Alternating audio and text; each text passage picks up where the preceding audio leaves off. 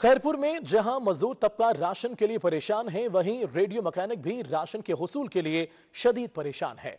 रजब जमाली के 9 बच्चे हैं, जिनमें से 5 बच्चे माजूर भी हैं। मजीद बात करेंगे वकार हुसैन मंगी से। वकार बताएं कि इनके हालात क्या हैं।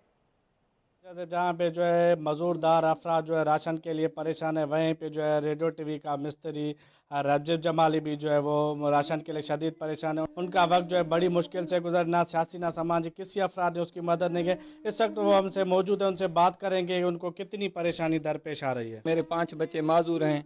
मैं बहुत परेशान हूँ, खाने के लिए कुछ भी नहीं है, बस ये रेडियो टीवी का काम करता हूँ। बहुत परेशान हूँ।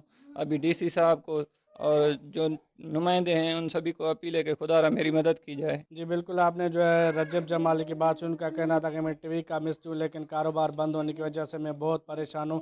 मेरे घर में ये आलम है, जो बच्चे हैं उनके अद्वियात के लिए मैं परेशान हूँ। फौरी तौर पर उन्होंने कहा कि डीसी साहब को चाहिए कि मुझे राशन दे, ताकि मेरे घर से जो है फाका कशी का ठीक है, वो बहुत मंजर जो शुक्रिया है वो आपका।